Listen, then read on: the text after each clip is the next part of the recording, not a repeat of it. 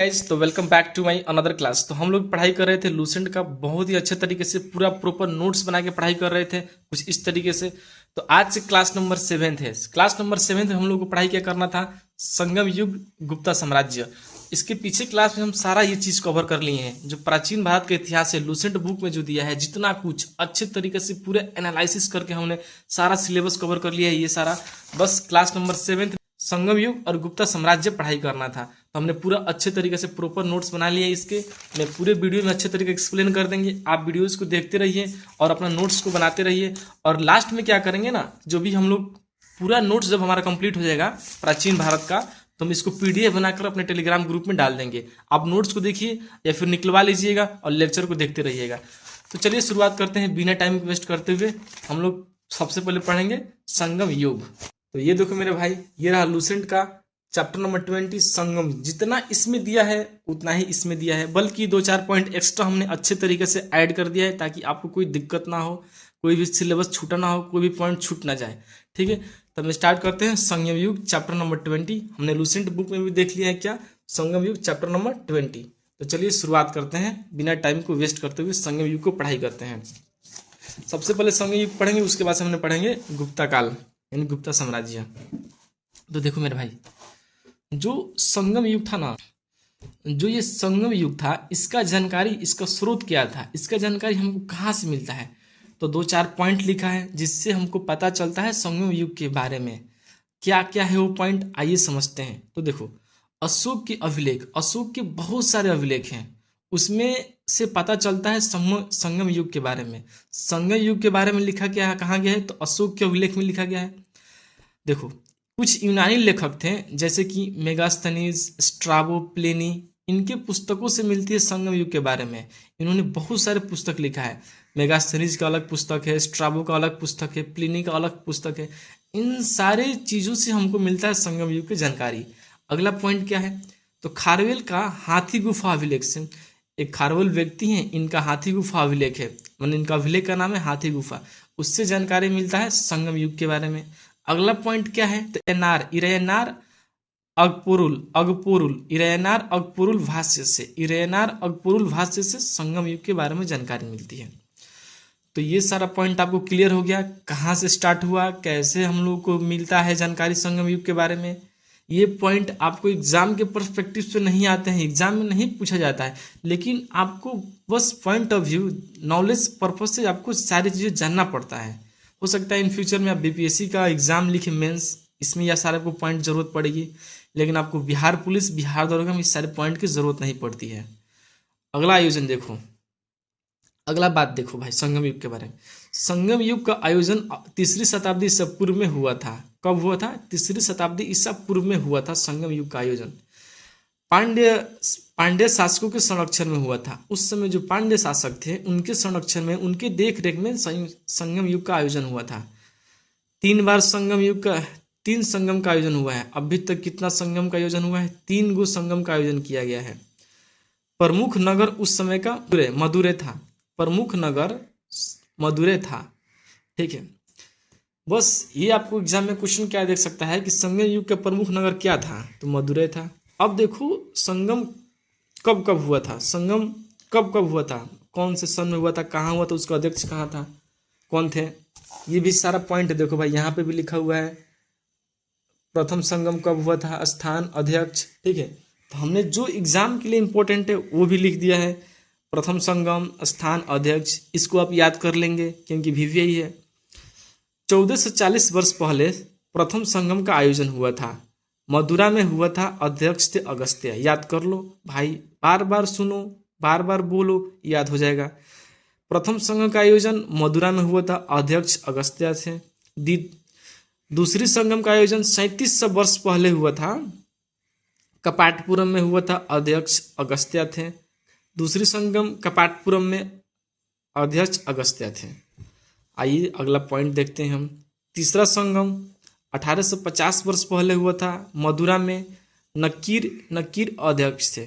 तो देखो, पहला और तीसरा मदुरा में हुआ था, पहला और तीसरा मदुरा में, 2 याद कर लेना है। पहला संगम और तीसरा संगम मदुरा में हुआ था। अध्यक्ष कौन कौन थे, तो पहला का अगस्त्य थे, तीसरा का नक्कीर थे यानी तीसरा यानी नक्कीर, समझ में, न क र 3 गो वर्ड है तो नक्कीर। और दूसरा संगम कपाटपुरम में हुआ था, अध्यक्ष थे अगस्त्य। ठीक है, अब देखो यहाँ पे प्रमुख संगम साहित्य, कुछ उस समय के कुछ साहित्य हैं उसको कहते हैं प्रमुख संगम साहित्य। जैसे कि शिल्पाधिकारम इलांगो द्वारा लिखित है, शिल्पाधिकारम के लेखक इलांगो द्वारा लिखित है। तो शिल्पाधिकारम में केवलन की प्रेम कथा है, केवलन की प्रेम कथा है। अब केवलन की पत्नी थी कड़गी और उसकी एक नर्तकी थी माधवी। इन इन इन तीनों का प्रेम कथा है शिल्पाधिकारम में। केवलन की प्रेम कथा है, उसकी पत्नी थी कड़गी और एक प्रेमिका थी माधवी जो अक्सर डांस करती थी, नर्तकी थी। इन तीनों की प्रेम कथा है शिल्पाधिकारम में, इलांगो द्वारा लिखित है। देखो आगे पॉइंट, देखो एक बार तुम नोट्स को पढ़ना, ये लूसेंट बुक को पढ़ना, जो पॉइंट है इसमें भी वही लिखा है, लेकिन तुमको समझ में नहीं आएगा वो वाला चीज, इसलिए हम इसमें लिख दिए हैं। इस बुक को तुम माथा पे चिपकाते रह जाओगे, भुला जाओगे, याद नहीं हो पाएगा। लेकिन हम जो इसको ऐसे बना बना के बढ़िया से लिख रहे हैं, समझा रहे हैं, तो समझ जाओ, पढ़ाई करो, रेगुलर पढ़ाई करो। हम जितना कंटेंट दे रहे हैं ना एक क्लास में आधा घंटा में, बाकी कोचिंग टीचर इसको 5 क्लास लेगा तुमको, ठीक है। लेकिन तुम्हारे पास टाइम नहीं है, पूरा अच्छा सा सिलेबस हम लोग कर रहे हैं 100 दिन में। चलो भाई पढ़ाई करते हैं। अगला पुस्तक है मणि मेखलाई, ये लिखा गया शीतल एस्तेनार द्वारा। शीतल एस्तेनार द्वारा लिखा गया है मणि मेखलाई पुस्तक। इसमें क्या है तो केवलन और माधवी की पुत्री की प्रेम कथा है, जो नर्तकी थी माधवी और केवलन, उसकी प्रेम कथा है मणि मेखलाई में, जो शीतल एस्तेनार द्वारा लिखित है। जीवक चिंतामणि के एक जैन भिक्षुक हैं, उनके द्वारा लिखा गया है जीवक चिंतामणि। उनका कक्तेवर तिरुत कक्तेवर। देखो जीवन चिंतामणि के लेखक है जैन भिक्षुक, उनका नाम था तिरुत कक्तेवर। अब 3 तमिल साहित्य था, ठीक है, जिसका हम त्रिरत्न कहते थे। कौन कौन? शिल्पाधिकारम, मणि मेखलाई, जीवक चिंतामणि। ठीक है, ये जो तीनों पुस्तक है ना, इनको त्रिरत्न कहते हैं, तमिल साहित्य का त्रिरत्न कहा जाता है। शिल्पाधिकारम, मणि मेखलाई, जीवक चिंतामणि। बार बार बोलने से याद हो जाएगा। बहुत सारे बच्चे कह रहे हैं सर याद नहीं हो रहा है। बार बार बोलो, वीडियोस देखो, बार बार शब्दों को सुनो, याद हो जाएगा धीरे धीरे। एक पुस्तक है इरामा अवतारम, जो कम्मन ऋषि के द्वारा लिखा गया है। इसमें राम कथा के बारे में दिया गया है इरामा अवतारम में। संगम काल के 3 आरंभिक राज्य, उस समय 3 राज्य थे जो काफी फेमस थे, मतलब बहुत 3 ही राज्य थे। कौन कौन? पांड्या, चोल, चेर, याद कर लो। इन तीनों में सबसे शक्तिशाली था चोल वाला, जो चोल राज्य था ना, सबसे शक्तिशाली था। अब एक एक करके पढ़ेंगे, पहले पढ़ेंगे पांड्या के बारे में, फिर चोल के बारे में, फिर चेर के बारे में पढ़ेंगे। देखो जितना पॉइंट लिखे ना भाई एग्जाम के लिए बस काफी है, सारा कुछ लिख दिए हैं, कोई पॉइंट नहीं छोड़े हैं। आप पढ़ाई करो, बस लेक्चर को देखो, रिवीजन करो, नोट्स बनाओ, बस करते जाओ 8-10 घंटा डेली। आपका एग्जाम यूं निकलेगा भाई, टेंशन मत लेना आप। देखो जो पांड्य राज्य था ना संगम काल में, उसका संस्थापक थे नेडियोन। देखो भाई बोल देते हैं नेडियोन, बाद में मत कहना कि नहीं समझ में आ रहा है, सुन भी लो भाई, नेडियोन। राजधानी थी मदुरै, पांड्य राज्य की राजधानी थी मदुरै। अंतिम शासक थे कोडन, नल्लीकोडन। अंतिम शासक थे नल्लीकोडन। पांड्य राज्य के अंतिम शासक थे नल्लीकोडन, ठीक है। राजधानी थी मदुरै। राज्य चिन्ह क्या थी? जुड़वा मछली। पांड्य राज्य की राज्य चिन्ह क्या थी? तो जुड़वा मछली। प्रमुख शासक कौन थे? तो नेडुजेलियन थे, नेडुजेलियन प्रथम और द्वितीय। पांड्य राज्य के प्रमुख शासक नेडुजेलियन थे, प्रथम और द्वितीय। बार बार बोल रहे हैं ताकि आपको अभी याद हो जाए, 70% तक अभी याद हो जाए, इसलिए हम बार बार बोल रहे हैं मेरे भाई। देखो पांड्य राज्य के बारे में इतना ही पॉइंट है। एक चीज और देख लो, जीवन रेखा बेंगी नदी थी। पांड्य राज्य के जीवन रेखा बेंगी नदी थी। प्रमुख बंदरगाह क्या थी? तो कोकई और सालियूर थी। कोकई और सालियूर बंदरगाह। अब चोल के बारे में पढ़ेंगे। देखो यहाँ पे चोल के बारे में सारा चीज लिख दिए। तीनों में सबसे शक्तिशाली था चोल। चोल की राजधानी कहाँ थी? तो उरैयूर थी। राज्य चिन्ह इनकी बाघ थी। चोल का राज्य चिन्ह बाघ थी। प्रमुख बंदरगाह फुहार कावेरीपट्टनम में था। फुहार कहाँ था? तो कावेरीपट्टनम में था। चोल का प्रमुख बंदरगाह फुहार था जो कि कावेरीपट्टनम में था। प्रमुख शासक कारिकल था, चोल का प्रमुख शासक कारिकल था। हर चीज लिखे हैं भाई, नहीं विश्वास है तो यहाँ पे देख लो, देख लो भाई, यहाँ पे लिखा है प्रमुख शासक प्रतापी कारिकल था। ठीक है, हर चीज लिख दिए हैं भाई, एक ही चीज नहीं छोड़े हैं। जैसे कि यहाँ पे चोल, चेर, पांड्या, हर चीज में एकदम हर चीज पॉइंट हम लिख दिए हैं भाई, टेंशन मत लो। जैसे कि राजधानी यहाँ पे दिया है, प्रमुख शासक दिया है, राजधानी यहाँ पे दिया है, प्रमुख शासक दिया है, कुछ भी नहीं छोड़े हैं भाई। तुम बस नोट्स को पढ़ाई करते रहो, किताब पढ़ने की कोई ज़रूरत नहीं है भाई। अगर तुम नोट्स पढ़ रहे हो अच्छे तरीके से तो बस हम बुक इसलिए कह रहे हैं ना पढ़ने के लिए कि तुमको लगे कि भाई हम जो सर बोल रहे हैं वो बात है कि नहीं, जो बुक में दिया है वो नोट्स में है कि नहीं। बस एक बार हमारा तुम्हारा अंडरस्टैंडिंग बन जाएगा, सब कुछ हो जाएगा, क्लियर हो जाएगा। चोल का राजधानी उरेयूर था, राज्य चिबाग था, बंदरगाह फुहार था, कावेरीपट्टनम में था फुहार। ठीक है, प्रमुख शासक कारिकल था जो उरेयूर से कारीपट्टनम में राजधानी को स्थानांतरित किया था। कार्यकाल जो था ना, उरेयूर से कावेरीपट्टनम में राजधानी को स्थानांतरित किया था। फुहार की स्थापना कारिकल ने किया था, जो कावेरीपट्टनम की स्थापना ही क्या है किसने किया था, तो कारिकल ने किया था, जो ब्राह्मण मतनुयायी था, ब्राह्मण को मानता था कारिकल। अब देखो एक पुस्तक है पतिन पाल्य पुस्तक, इसमें ना कारिकाल के जीवन और सैन्य अधिभ्रामण के बारे में दिया गया है। जैसे यहाँ पे दिया गया पुस्तक पतिन पाल्य, देखो यहाँ पे दिया है, तो कारिकाल के बारे में ना जीवन और सैन्य अधिग्रहण के बारे में दिया गया है, तो वो भी लिख दिए हैं यहाँ पे पतिन पाल्य पुस्तक, जो कारिकाल के जीवन और सैन्य अधिग्रहण के बारे में दिया गया है। चलो आगे पढ़ते हैं, चेर के बारे में पढ़े हैं। पांड्या चोल पढ़ ली हैं, अब चेर के बारे में देखो। राजधानी थी वंजी, चेर की राजधानी क्या थी, वंजी। राज्य चिन्ह धनुष था, बंदरगाह था मुचरी और बंदर। ठीक है, इनका बंदरगाह यहाँ पे था। प्रमुख शासक उदयनजीरल और सेनगुटुवन की उपाधि था अधिराज। बार बार हम बोल रहे हैं तुमको याद हो जाए। उदयनजीरल का अन्य नाम था महाभोग। और देखो जो चेर लोग थे ना, उनको ना केरल पुत्र भी कहा जाता है। एक बार और देख लेते हैं। चेर का राजधानी वंजी था, राज्य चिन्ह धनुष था, बंदरगाह मुचिरी बंदर था, प्रमुख शासक उदयनजीरी और सेनगुटुवन था। सेनगुटुवन की उपाधि अधिराज था। उदयनजीरी का अन्य नाम महाभोग था, केरल पुत्र भी कहा जाता था चेर को। कुछ इंपॉर्टेंट पॉइंट याद करने योग्य, जैसे कि मीनाक्षी मंदिर का निर्माण पांड्य शासक द्वारा कुलशेखर पांड्य ने करवाया था। मीनाक्षी मंदिर का निर्माण किसने कराया था, तो पांड्य शासक ने, कुलशेखर थे, उन्होंने कराया था मीनाक्षी मंदिर का निर्माण। कुछ इंपॉर्टेंट पॉइंट जो उस समय किस चीज को क्या बोलते थे। काली मिर्च को यमन प्रिय कहा जाता था। बेल्लाल को धनी किसान, जो धनी किसान था ना, उनको बेल्लाल कहा जाता था।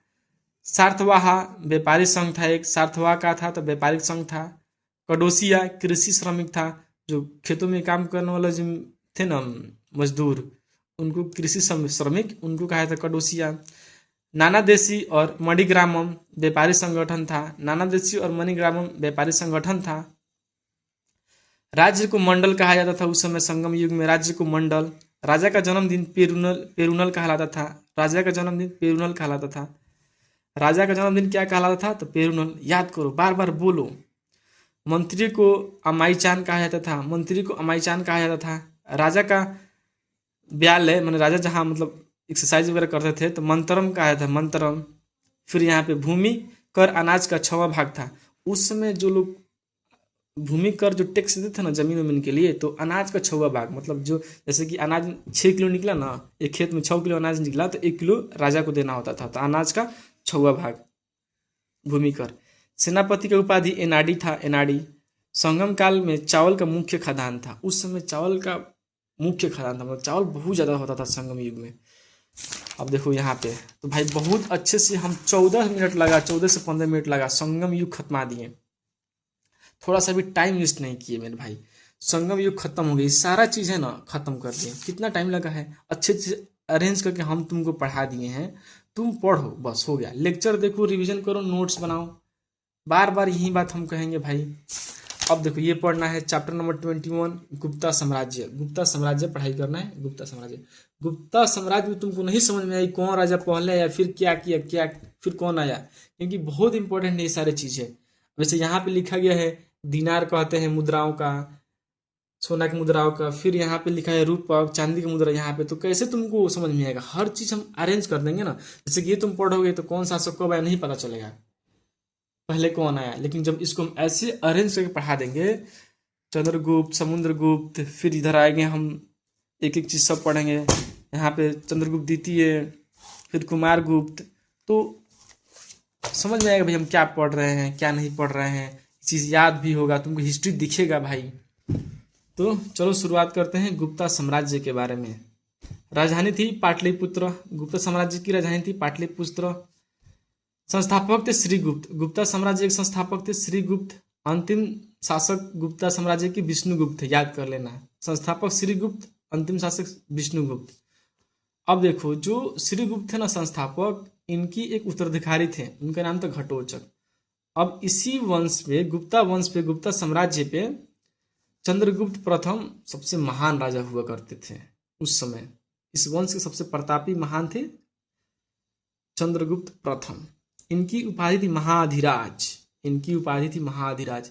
इन्हीं के समय में गुप्ता संवत की शुरुआत हुई थी 319 से 320 ईस्वी पूर्व में। गुप्ता संवत चंद्रगुप्त प्रथम के समय शुरुआत हुई थी। सोने की मुद्रा पर राजा प्लस रानी, इनकी रानी थी कुमार देवी, इन दोनों का फोटो था सोने की मुद्रा पर। चंद्रगुप्त प्रथम के समय राजा और रानी की फोटो था, यानी इनका और इनकी वाइफ का फोटो था सोने का सिक्का पर। जो उस समय सोना का सिक्का चलता था ना, तो उससे फोटो था। अब देखो इनके बाद आए चंद्रगुप्त प्रथम के बाद से समुद्रगुप्त। समुद्रगुप्त ना आर्यवर्त जो कि उत्तर भारत और दक्षिणावर्त जो कि दक्षिण भारत, जैसे आर्यवर्त उत्तर भारत 9 शासकों को पराजित किए थे, दक्षिणावर्त इन दक्षिण भारत के 12 शासकों को पराजित किए थे। बहुत शक्तिशाली थे भाई, तो इसलिए इनको भारत का नेपोलियन कहा जाता था। इन्होंने इतने सारे राजाओं को हराया, इसलिए इनको भारत का नेपोलियन कहा जाता था समुद्रगुप्त को। इतने वीर थे, इतने शक्तिशाली थे, तो इनको कई सारी उपाधि के नाम से जाने जाते थे। इनकी उपाधि थी अश्वमेघ कर्ता, विक्रमांक, पराक्रमा, परम भागवत, कविराज। ये सारा उपाधि है इनका समुद्रगुप्त का। तो आप इसको याद रख लो भाई, और क्वेश्चन आ सकता है एग्जाम में। अश्वमेघ कर्ता, विक्रमांक, परमिधा, परम भागवत, कविराज समुद्रगुप्त की उपाधि है। और ये समुद्रगुप्त था ना संगीत प्रेमी था। ये कैसे पता चलता है? तो सिक्का पर बीड़ा बजाते हुए अपना तस्वीर प्रचलित करवाया था। संगीत प्रेमी था, कैसे पता चला? तो सिक्का पर बीड़ा बजाते हुए इनका तस्वीर देखा गया था समुद्रगुप्त का, तो इसलिए पता चलता है कि ये संगीत प्रेमी थे। इनके दरबार में एक कवि थे हरिसेन, समुद्रगुप्त के दरबार में कवि थे जिनका नाम था हरिसेन। इनकी एक रचना थी प्रयाग प्रशस्ति, जो इलाहाबाद स्तंभ लेख के भी नाम से जानते हैं। इनकी लिपि थी ब्राही लिपि, ब्राही लिपि। प्रयाग प्रशस्ति अभिलेख, प्रयाग प्रशस्ति। समुद्रगुप्त को लिच्छवी दौहित्र कहा गया है प्रयाग प्रशस्ति में। समुद्रगुप्त को क्या कहा गया है? लिच्छवी दौहित्र कहा गया है प्रयाग प्रशस्ति में। फिर इनके दरबार में, यानी समुद्रगुप्त के दरबार में एक बौद्ध दार्शनिक रहते थे वसुबंधु, इनके दरबार में रहते थे वसुबंधु। अब आगे पढ़ते हैं। समुद्रगुप्त के बाद से चंद्रगुप्त द्वितीय आई है। चंद्रगुप्त द्वितीय के बारे में पढ़ेंगे, हर चीज समझेंगे, हर चीज पढ़ेंगे, कुछ नहीं छोड़ेंगे भाई। चंद्रगुप्त द्वितीय का मतलब इनका 375 से लेकर 415 ईस्वी में था, इनका शासनकाल चला था। इनके दरबार में एक फाहियान चीनी यात्री आए थे, फाहियान, फासियान भी कहते हैं, फासियान भी कहते हैं, चीनी दरबार आए थे। इनकी उपाधि थी विक्रमादित्य। विक्रमादित्य की उपाधि से जानते हैं चंद्रगुप्त द्वितीय को। कविराज, इनके राज कवि थे कौन? साब। चंद्रगुप्त द्वितीय के राज कवि थे जिनका नाम था साब, साब। प्रमुख शिक्षा केंद्र चंद्रगुप्त द्वितीय के समय में क्या था? तो पाटलिपुत्र और उज्जैनी प्रमुख शिक्षा का केंद्र था। महरौली का लौह स्तंभ जो दिल्ली में है, महरौली का लौह स्तंभ दिल्ली में चंद्रगुप्त द्वितीय से संबंधित है। अब इनके दरबार में 9 रत्न, चंद्रगुप्त द्वितीय के दरबार में 9 रत्न मतलब 9 गो लोग रहते थे विद्वान, विद्वान, उन्हीं को कहा गया है 9 रत्न। कौन कौन थे ये नाम याद कर लेना भाई। कालिदास, कालिदास, धन्वंतरी, धन्वंतरी, छपड़क, छपड़क, अमर सिंह, अमर सिंह, शंकु, शंकु, बेताल, बेताल भट्ट, बेताल भट्ट, घटक पर, घटक पर, घटक पर, वरामिहिर, वरामिहिर, वरुरुचि, वरुरुचि, वरुरुचि। बार बार पढ़ो भाई, एक भी चीज मत छोड़ना। क्या क्या नाम था? कालिदास, धन्वंतरी, छपड़क, अमर सिंह, शंकु, बेताल भट्ट, घटकपर, घटकपर, वराहमिहिर, बहुरुचि। अब कुछ चीजें हैं जो इनके बारे में एक्स्ट्रा पॉइंट हमें बताते हैं, जो कि याद करने योग्य बातें हैं। जैसे कालिदास के कुछ पुस्तकें हैं, जैसे कि अभिज्ञान शकुंतलम कालिदास की पुस्तक है, मालविका अग्निमित्रम कालिदास की पुस्तक है, अब विक्रमावसियम कालिदास की पुस्तक है। ये तीनों पुस्तक जो है कालिदास का है, आप इसको याद कर लीजिएगा। अब देखो, जो ये थे ना छपड़क, ज्योतिष के विद्वान थे, जो नवरत्नों में से एक थे जो ज्योतिष के विद्वान थे। अमर सिंह जो कोशकार थे। शंकु जो वस्तुकार थे, वस्तुकार। फिर वराहमिहिर जो खगोल विज्ञान थे, इनकी एक पुस्तक है पंच सिद्धांतिक इनकी एक पुस्तक है वराहमिहिर की। अब चंद्रगुप्त द्वितीय ने वाकाटक वंश पर अप्रत्यक्ष नियंत्रण करता था। चंद्रगुप्त द्वितीय, वाकाटक वंश अगला एपिसोड में हम पढ़ेंगे। अब देखो, चंद्रगुप्त द्वितीय के बाद से अगला शासक है कुमारगुप्त थोड़ा सा हम पढ़ेंगे, ज्यादा नहीं है। जिन्होंने नालंदा विश्वविद्यालय की स्थापना की थी कुमारगुप्त ने। विशेष जानकारी है सांख्य अभिलेख से मिलती है कुमारगुप्त के बारे में। कुमारगुप्त के बाद से स्कंदगुप्त, सीक्वेंस याद करना भाई। कुमारगुप्त के बाद से स्कंदगुप्त भी सुदर्शन झील का पुनरुद्धार कराया था, मतलब दोबारा निर्माण करवाया था। गिरनार पर्वत पर है सुदर्शन झील।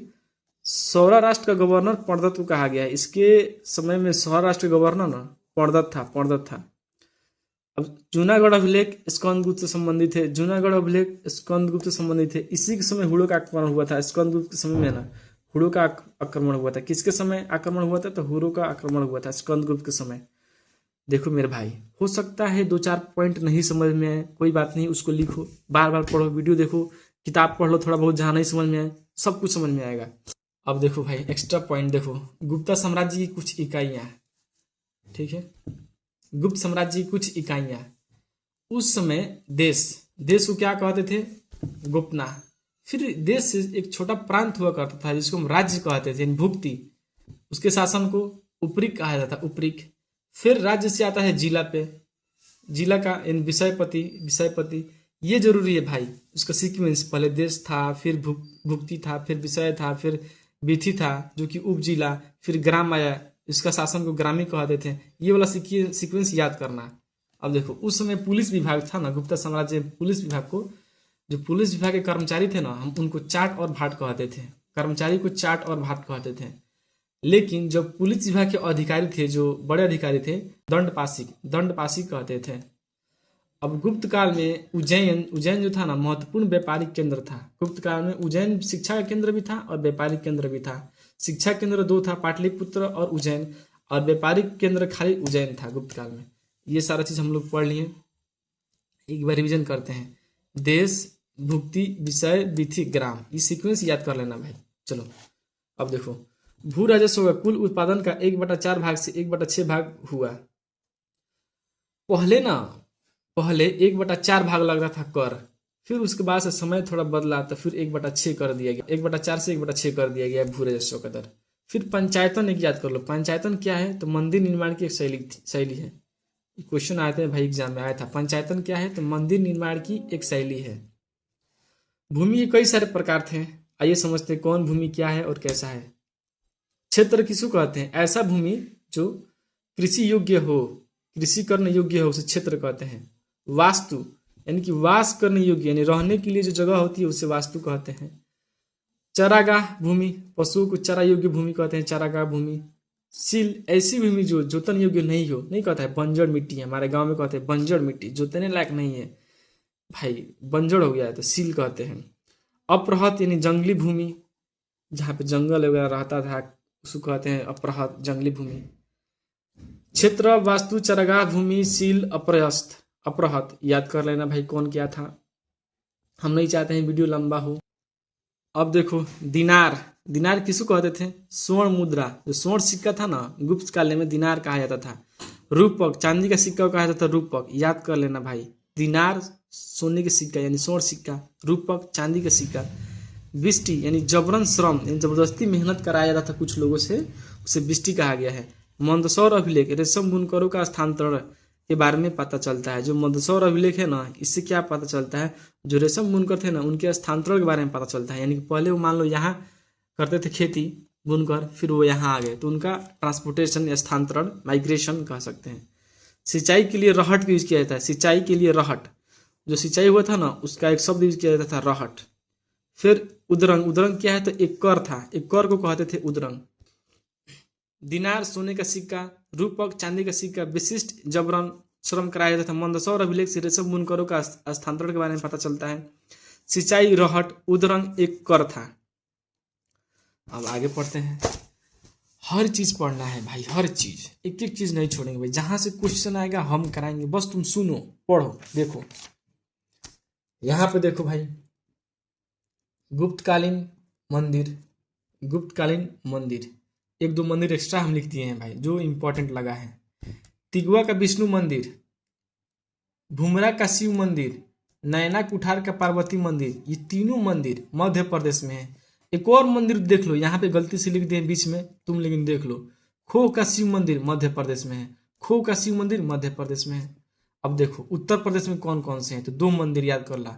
देवगढ़ का 10 अवतार मंदिर उत्तर प्रदेश में, भीतरगांव का लक्ष्मण मंदिर उत्तर प्रदेश में, ठीक है। तिगवा का विष्णु मंदिर, भुमरा का शिव मंदिर, नैना कुठार का पार्वती मंदिर, खो का शिव मंदिर मध्य प्रदेश में है।